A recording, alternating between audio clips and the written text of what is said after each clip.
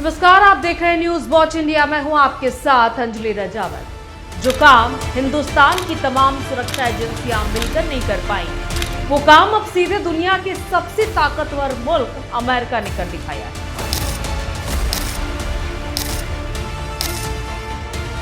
साल 2015 से भारत की सबसे सुरक्षित जेलों की सलाखों के पीछे बंद गैंगस्टर लॉरेंस बिश्नोई के खिलाफ अमेरिका ने एक ऐसा चक्रव्यूह तैयार किया जिसने दिल्ली से लेकर वॉशिंगटन तक हड़कंप मचा दिया है।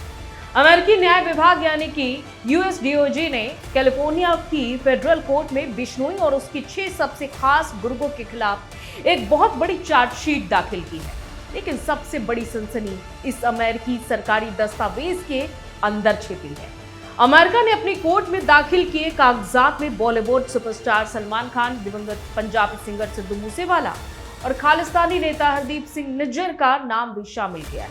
आखिर 7 समंदर पार बैठे अमेरिका को तिहाड़ और साबरमती जेल में बंद लॉरेंस बिश्नोई से खतरा क्या हो गया? क्या है चार्जशीट के पीछे की पूरी इनसाइड स्टोरी? चलिए आज इस वीडियो में एक एक पद खोलते हैं। सबसे पहला और बड़ा सवाल जो आपके दिमाग में भी आ रहा होगा कि जो व्यक्ति पिछले 11 साल से भारत की जेल में बंद है, उस पर अमेरिका ने केस क्यों लगा दिया? क्या जेल में रहने वाले किसी कैदी पर विदेशी धरती पर अपराध का मुकदमा चल सकता है क्या? अमेरिकी जांच एजेंसियों ने कोर्ट में जो सबूत रखे हैं वो किसी हॉलीवुड थ्रिलर फिल्म की स्क्रिप्ट जैसे। अमेरिका का ये कहना है कि लॉरेंस बिश्नोई जेल में रहकर सिर्फ वक्त काट नहीं रहा था, बल्कि वो वहां से एक इंटरनेशनल क्रिमिनल सिंडिकेट यानी वैश्विक आपराधिक साम्राज्य चला रहा है। अमेरिकी जांच में खुलासा हुआ है कि बिश्नोई जेल की कोठरी के अंदर तस्करी के जरिए मोबाइल फोन्स और वीओआईपी यानी इंटरनेट कॉलिंग डिवाइसेस का इस्तेमाल करता है और इन्हीं डिवाइसेस के दम पर वो भारत में बैठकर अमेरिका, कनाडा, ब्रिटेन, यूरोप और ऑस्ट्रेलिया में फैले अपने शार्प शूटर्स और गुर्गों को सीधे मर्डर, जबरन वसूली, ड्रग्स और मानव तस्करी के ऑर्डर दे रहा है। यानी सरकारें बदली, जेलें बदली, लेकिन बिश्नोई का ये इंटरनेशनल नेटवर्क नहीं टूटा। अब आते हैं इस वीडियो के सबसे अहम हिस्से पर कि इस अमेरिकी चार्जशीट में सलमान खान, सिद्धू मूसेवाला का नाम क्यों आया? क्या अमेरिका इन मामलों की दोबारा जांच कर रहा है? जवाब है नहीं।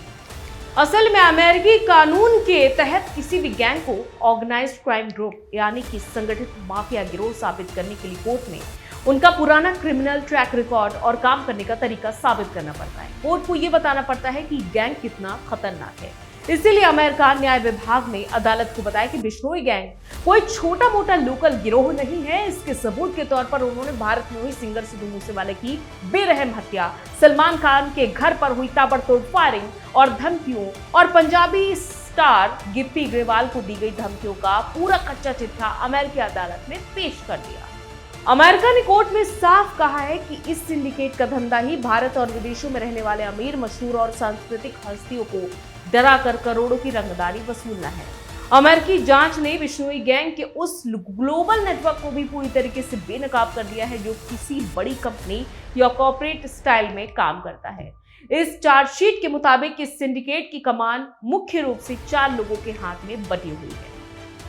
लॉरेंस बिश्नोई जो भारत की जेल में बैठकर सिंडिकेट के चेयरमैन की तरह फाइनल कॉल लेता है। गोल्डी बराड जिसे उत्तरी अमेरिका यानी कि अमेरिका और कनाडा के पूरी ऑपरेशंस का हेड बताया गया है। रोहित गोदारा जिसके पास यूरोप और बाकी विदेशी मुल्कों का जिम्मा है। सुखराज सिंह कांग जो भारत के अंदर ग्राउंड ऑपरेशंस और नेटवर्क को संभालता है।